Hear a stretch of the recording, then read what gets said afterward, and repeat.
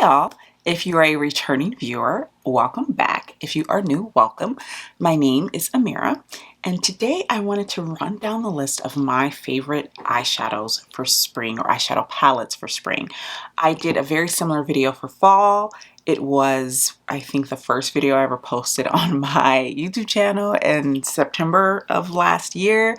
If you're interested in seeing that, I will put a card up or link it somewhere. It is a rough video, trust, but you know, we grow, we get better. But I wanted to do the same thing for spring. So I have a nice little curated collection, a little curated list here for you guys of the palettes that I enjoy reaching for in the spring. So let's get into it. So there is no particular order to this. I'm just gonna sort of talk about them, let you know what I think about them. First up is the Colitis Lunar Lavender palette, which looks like this and looks like this inside.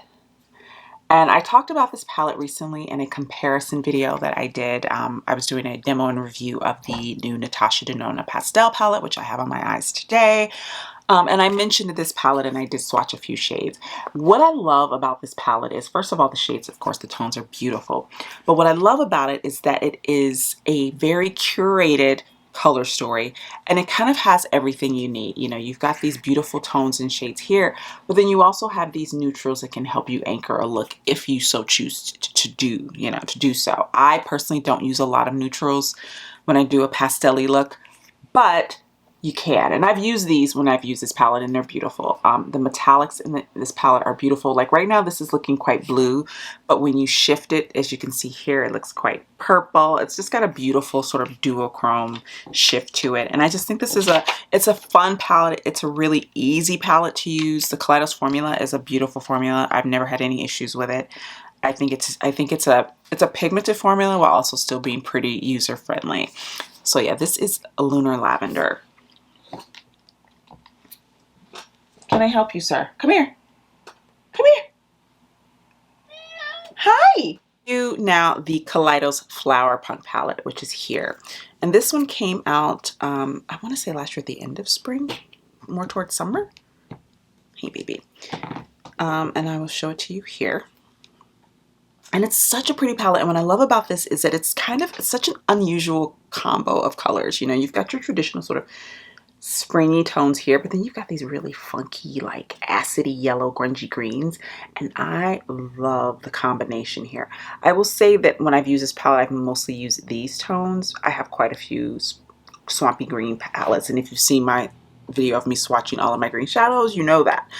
But yeah, I tend to reach more for these tones here, and I love this particular shade because it's just deep enough to give some structure and some depth to the eye while still keeping it kind of light and soft and springy.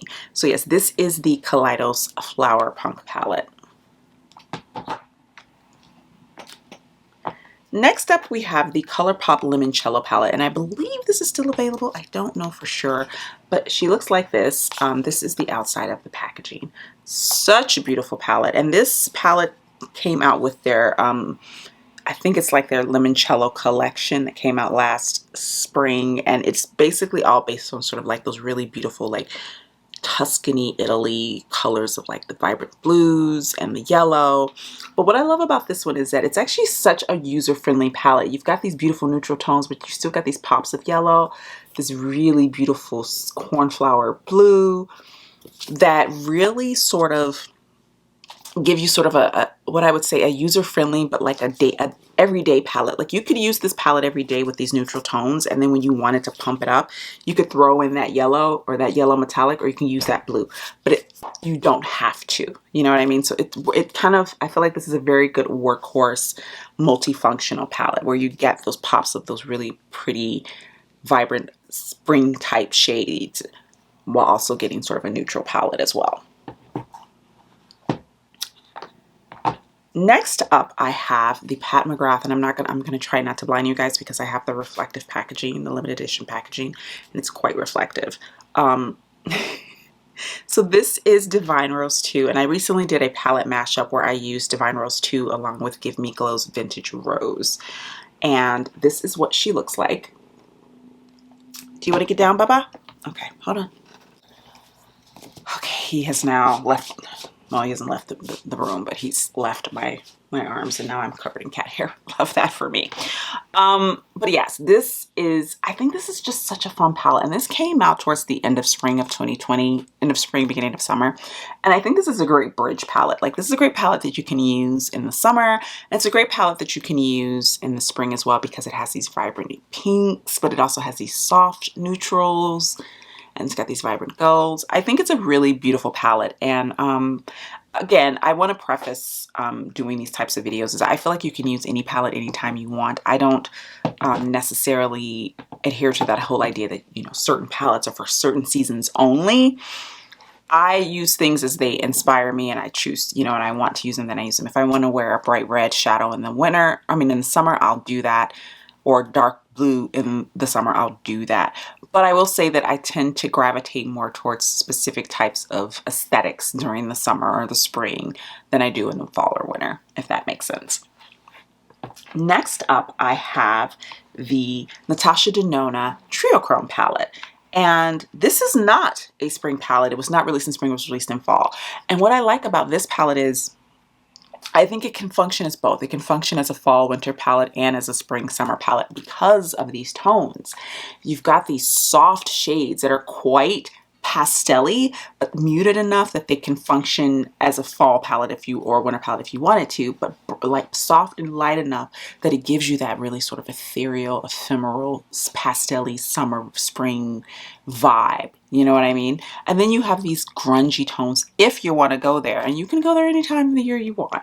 But for me, like, and I noticed that when I'm wanting to do something really pastel-y and soft, I tend to stick in this region here, you know, with maybe some of these shades here. But I think this is a great like multi-season palette, and I wanted to include it because, you know, if you have this palette and you've never thought that this is something that you could wear in the, you know, spring, I mean, these tones here are, in my opinion, very springy, and they have a bit more depth to them than, say, a traditional pastel, like a palette I'm about to show you guys right now that's on my eyes, which is this baby.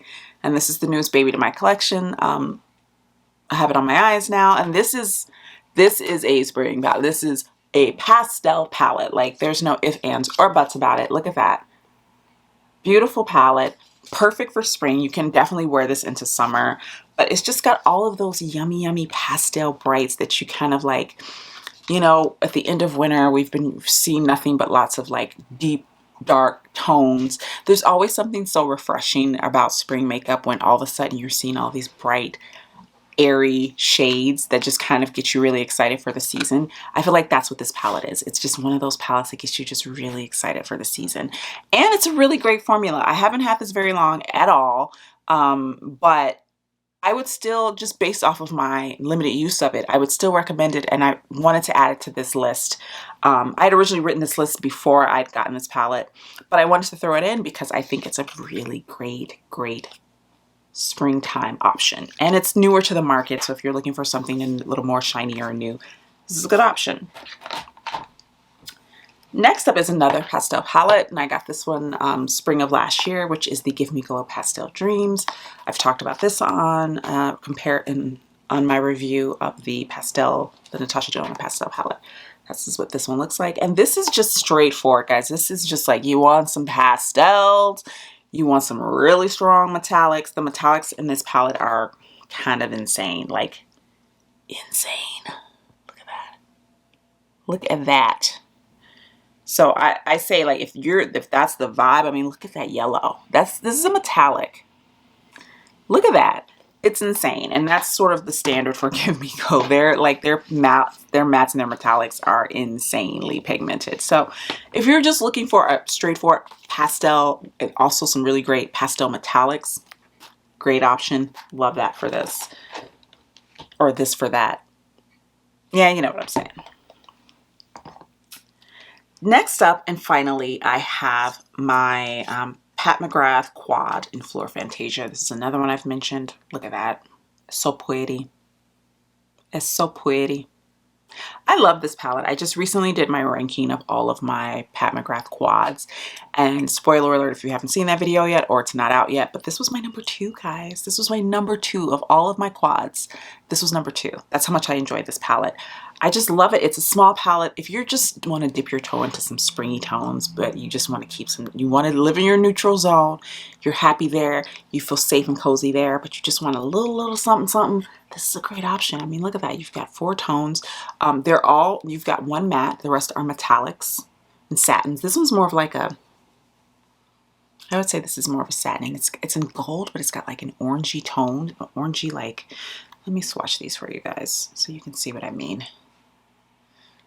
And I swatched this one before, but I'll swatch it again for you guys. And then this one.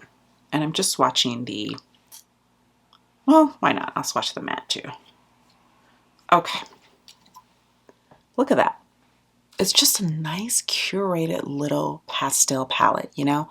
You get 4 shades, nothing too overwhelming, nothing too, you know, you have to sit there and kind of figure out a look, you know, if you're not, these are shades that you're not used to using. That can sometimes be the issue, is that you kind of sit down with a palette with shades that you're not used to using and you're just like, okay, what do I do with this?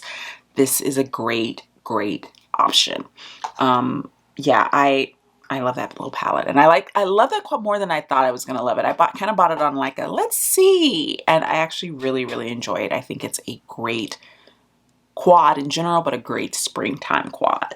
And this palette I actually almost forgot to talk about, but it is my Lime Crime Venus XL2 palette, and I think this is a great spring palette. And this is gold, has a gold backing, so I'm gonna kind of angle it so I'm not blinding you guys. But as you can see here, these tones are really great if you want to dip your toe into color, but you don't want anything too insane. For spring, I think these tones are so pretty. These greens, you've got a lot of pretty metallic options, you know, this like soft, and they kind of read more like satins on the eye.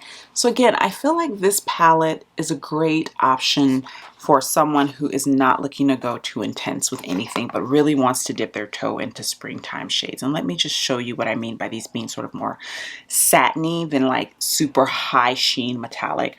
And while I love that, I don't necessarily think that we need to have that all the time. Sometimes it's nice to have something really soft. So here are some of the metallics here. And as you can see, they're very soft in tone. And you might, you know, you can build these up. If you wet them, you know, you can probably get that, you know, intensity if you really want it.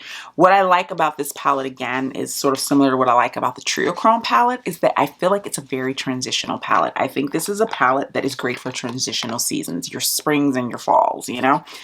And yeah, I just think that's really pretty. It's a lot of shades, so, but I think the color story is very user-friendly. So even though it's a lot of shades, they all kind of go together. So you're not really going to go wrong. You know, it's not like, it's not going to be like a, say a palette like this, where I know some people who aren't used to creating color stories, who are really into, you know, don't use a lot of color in general. So they get a little intimidated about what goes with what. I feel like with this one, all of the shades kind of go together, so you can't really mess it up, you know, you can't really go wrong. Let me know in the comments down below, guys. Do you own any of these palettes? Do you have any springtime palettes that I didn't mention that you reach for all the time? Let me know in the comments down below. Also, if you enjoyed this video, please be sure to hit the like button. And if you are not subscribed, please be sure to subscribe. And I will see you guys in the next one. Bye now.